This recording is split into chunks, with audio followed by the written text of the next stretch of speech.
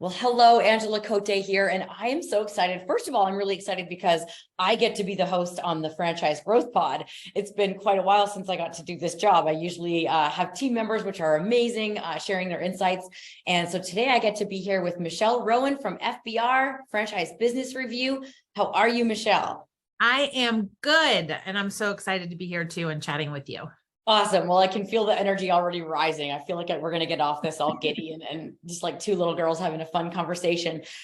So the reason that the topic of today is we're going to talk about our partnership with you with FBR Summit and our excitement for that. We're going to talk about why we're partnered and really more than anything, help people understand why they should come to the summit. So what's in it for them if they sign up to come to the FBR Summit, which is super cool. And it's only second year, but I know last year was a big success. So let's start for a minute on you and I when we first met. Yes. Yeah. So it was the infamous IFA before COVID, which it's a very well marked because we snuck that right in before everything shut down.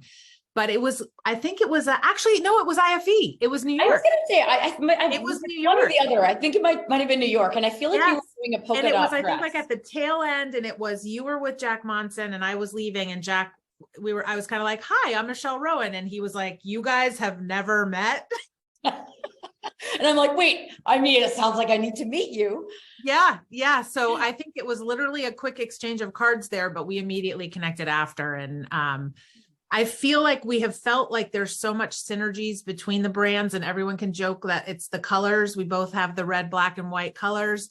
But I think that it was really clear from that very first conversation how passionate we both are about helping franchise brands do this right, support franchise owners right, grow right. So I think that's kind of how we were initially drawn to each other. If you have a different version, you can pipe in. Not different, but an add-on. I'm going to give an add-on. So yeah, because for me with AC Inc., I've always known that my passion was about like the field and the franchise relationships, because the more I started networking to, different conferences all across North America and talking to people and talking to brands that were successful and talking to people that had seen brands that weren't successful.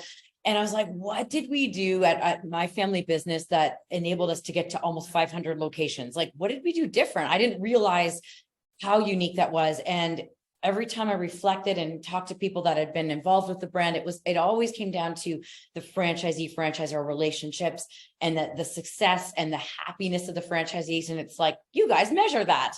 So that's why we needed to have the conversation. I think why we're so aligned, because we care about that so much. Yeah. Yeah. And so I think that just thinking through, there's so many events out there that are focused on growth and development. And there needed to be more around this idea of how I think we've both said this on calls with each other. The franchise coach, business coach, whatever you call it in your system, is the hardest and most important job in a franchise system. Mm-hmm. Mm-hmm. So, so I think that's kind of where, and then we have a lot of mutual clients, and that all kind of aligns and makes sense, but, it's so clear that you're passionate about supporting this role and supporting franchisors and figuring it out, because scaling is very hard. So, right. And people think sadly, when people hear the word scaling, they think more franchisees.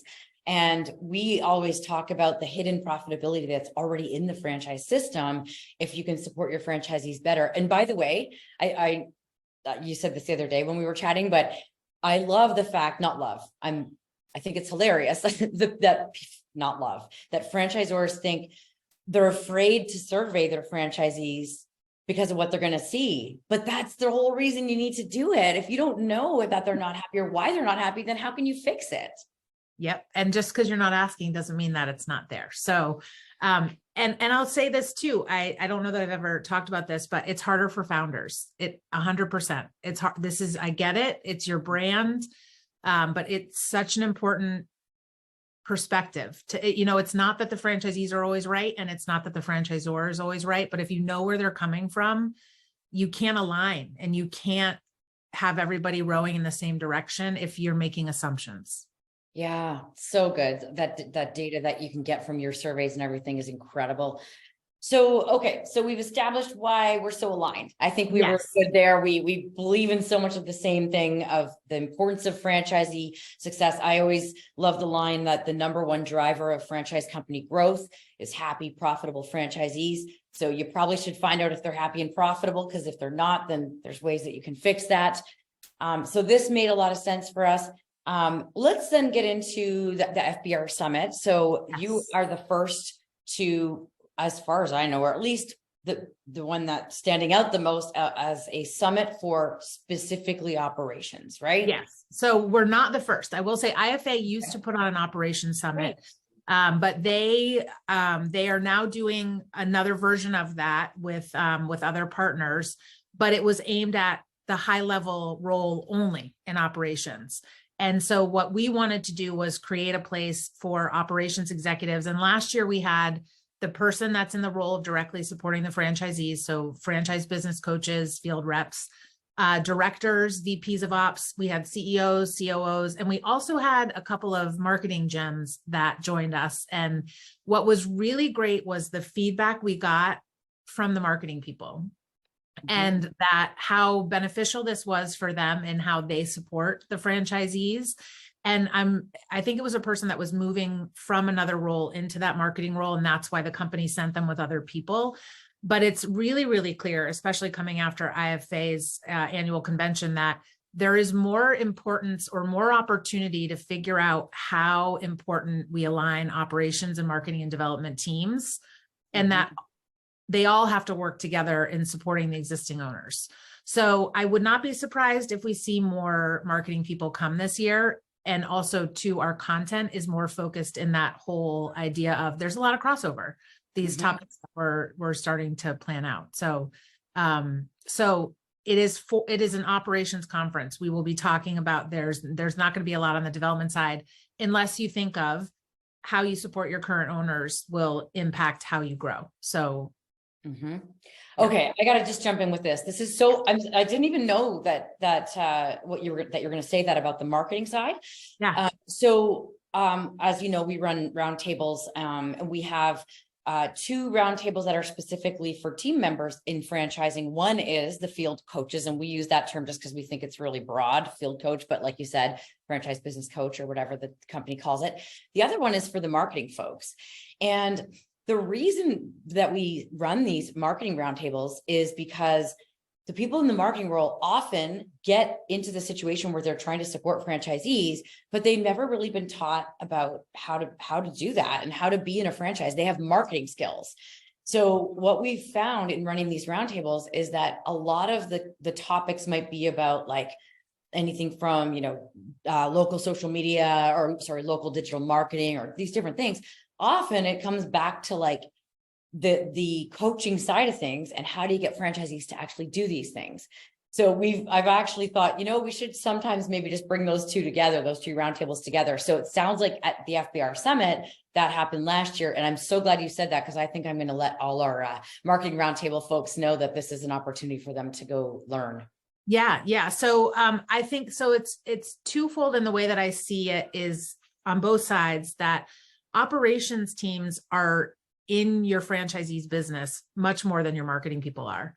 So rather than just looking at KPIs that they're running through in a review, there's a real opportunity to coach ops people on how they can spot potential opportunities, or where a franchisee is struggling on that marketing side, and have some basic level of things that they can talk about to help them with, but also go back and give your marketing team a heads up. Like, everybody's on the same page that the more money your franchise owners make, the more money you make. And that the reason they're in business, or the reason you have a job, is because they are in business. So there's that side of it, of using your ops team to really identify those opportunities.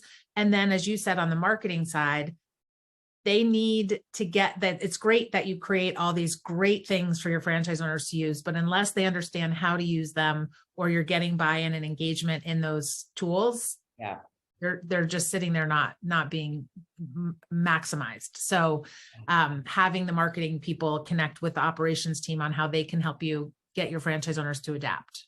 Yeah, again, like you said, they've got to come together. They both have to work together. So that's like to get franchisees to understand the value and everything. So that's awesome. Okay, so quite a wide range of ops executives. I love that the people in the field are a key component of this. I often say that, we are on a mission to help franchisors understand the importance of that role, because as we said earlier, then if the number one driver of franchise company growth is happy, profitable franchisees, then we go, well, who's responsible for that? Yeah. People in the field. So why wouldn't you then make sure that you're coaching them and working with them on how to be better in their roles? And that's what we're doing at AC Inc., with our professional development. And so that's why this summit goes so hand in hand with what we're doing. And we also believe at AC Inc., as you clearly do at FBR, in the value of the collective, like leveraging that collective wisdom of a group. Yes. Right. So people can come together. So let's maybe get in a little bit to some of the ways that the content will be delivered. That'll be different. And actually, let's start with this. What makes the FBR Summit different when it comes to content delivery and the way it will be mapped out? Yes. And that's the part I think that is so exciting about having you guys join us in this, is that there's two things I think that make our event different. Is one is that we really value our sponsor partners, and we're choosing our sponsor partners that can bring thought leadership and can bring that macro look at what's happening and best practices, not just learning from franchisors, but having our sponsor partners also be on stage sharing their tools and their wisdom. So I think that's not something that you see in a lot of events, number one.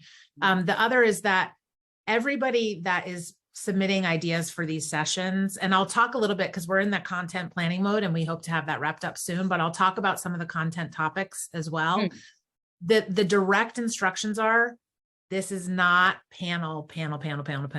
This is, you are coming to work on your business. And some of these topics might not be in your direct control to change, but we are going to focus on the things that will help you in your role, no matter what it is in the organization. And we're also going to give you very good tools to bring back to the right people on your team if they're not in the room with you. So again, this idea of what's going to help you be a better coach, be a better support system, but also too, that role is so hard in that what your franchisee needs and what your corporate team who's paying your check needs is not always. So how can we help you be that person that's advocating for what your franchisees need and what your team needs, and like what's a deal breaker that you have to do in your job, and where's there room to build that relationship with your franchisees and help them. So some of the stuff, I mean, IFA, I know you guys did a roundtable before IFA on AI. We are going to be talking about AI. Well, you have to. I mean, right? It would be so silly not to. So it's going to be I'll just say it's going to be it's going to be a workshop. So you are going to be working on things that you actually are doing in your business or in your franchisee's business. So we'll be tackling that. We will absolutely have conversation around KPIs. I mean, you can't improve what you're not measuring, so that we will be covering that. We're going to do a case study. We did it last year and it was phenomenal. And we have people signed up that are going to take on another case study where you're actually working through different challenges that everybody runs into their system. So how about the franchise owner that's complacent? I hear they're in most system. So, right. So tools to help level them up. And so I think we're trying to make sure that we're appealing to everybody, but also trying to come up with ways to really build connections at this event so that it's not just what you're doing in that room, it's what you're taking back to your team. And it's also the people that you can stay connected with and pick their brains and help you through challenges after you leave the room.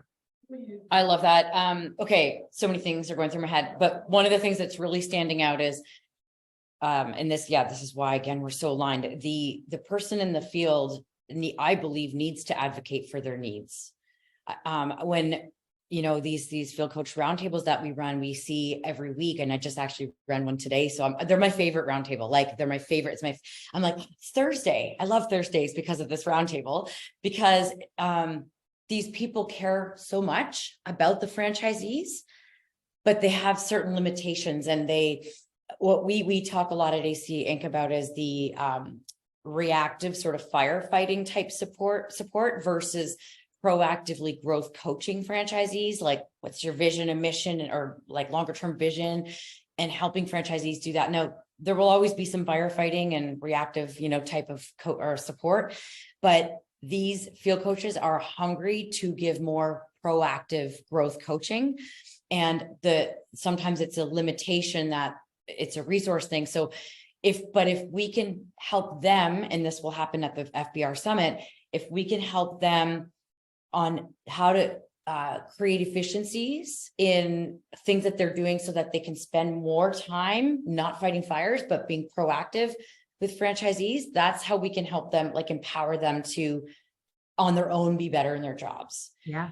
Because there will always be certain franchisors that unfortunately don't fully see the value of maybe investing more money in the field side of things. So at the very least, let's get those people to try to figure out what they can do. But ultimately the goal is to change the perception of how important that role is, which I know is what we're working on here. Yeah. And I think that's a good point too, is that I think that there's a lot of systems that haven't gotten to that point where they have enough franchisees that they have people in the field, or their support model is that they're not in the field, but you're still directly supporting franchise owners. Right. So whatever that looks like in your organization, I think that there's going to be learnings here for you. Yeah, we call it in the field, even if it's on Zoom. Yeah, we mean like who you're, we got to just keep making sure people understand that kind of terminology. And so, so content wise, so you shared some of the topics. That's awesome. So it sounds like, workshop style, collaborative handouts, action steps, key takeaways, that kind of thing. Yes, absolutely. So I think too, this is what from what I saw from your retreat, the way that people learn is not from just sitting and listening to panel. Yeah. So I think that's what I'm most excited about, is to see, and I know you guys are working on it, so I don't think we want to reveal it here, but let's keep it a secret. The way that you guys pull that energy into this event, because I think it's also too, and I said it last year, we tried to do a lot to help this audience really network with each other, because if you travel to franchise events, it's not hard on the development side for us to all kind of get together and just instantly connect. But I don't think that that's always an operations person's strongest thing. So we try to make it very organic and trying to do everything so that you're in kind of roundtable settings and that there's not a lot of pressure, but it's easy to talk to people and come with your actual challenges, come with your biggest problem franchisee. Like there will be people here that can help you at least go away with one idea on how to tackle that in a different way. Oh, I'm so excited to help with that, because we that's what we love to do. And, when you see that person that's kind of not engaging, whether that's in a round table or whatever, we've got to address that. Everybody needs to be part of this conversation.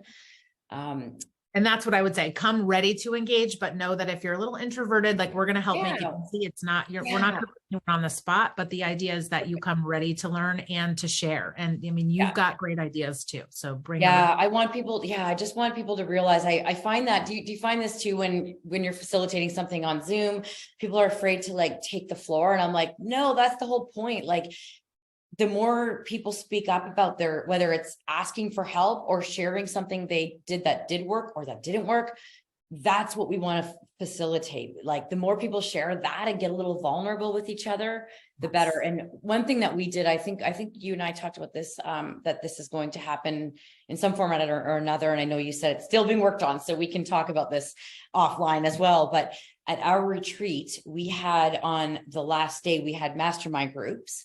And we put them together based on what we'd been seeing throughout the 3 days leading up to it. And so we had I think maybe up to 5 people at a table with one facilitator from our team. And oh my gosh, the value people said they got from that. I mean, at one of the tables, one of the people was like crying because they were getting so much help and support and feeling less alone. And so after, when we asked for feedback, people said, do more of that, more mastermind. So when we do our retreat, we'll be doing every day a mastermind at the end of the sessions.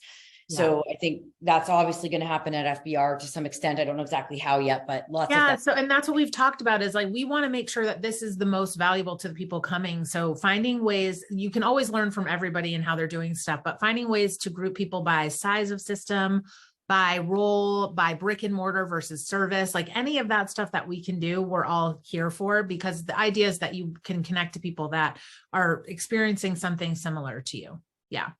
And then also the social stuff sounds super fun. I heard the word cornhole and like the Jenga game, the outdoor Jenga game and all that. I can't wait for that. I was going to say, I don't think I've ever seen the AC Inc. crew out not having fun. And I would say the same about the FBR crew.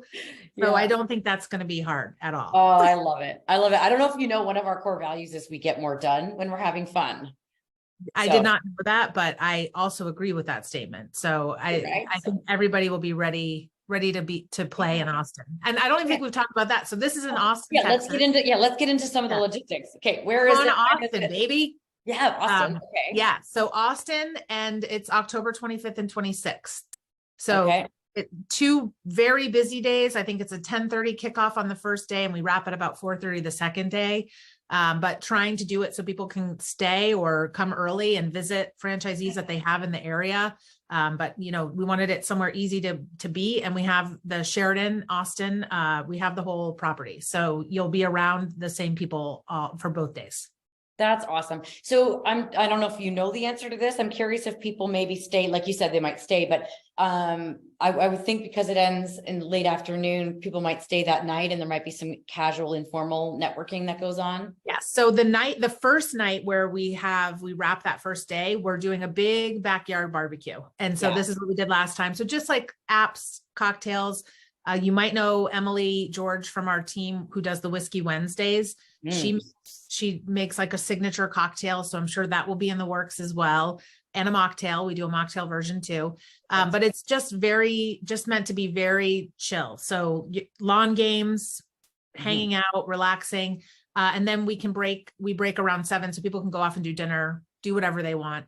And same thing with the second night. So it's not real structured, and you can just kind of make those connections and go off and check Austin out. Okay, awesome. Yeah, because I can totally see people staying that night and connecting with someone that they know is going to be there, or just making the most of it. So that's cool. Yeah. Awesome.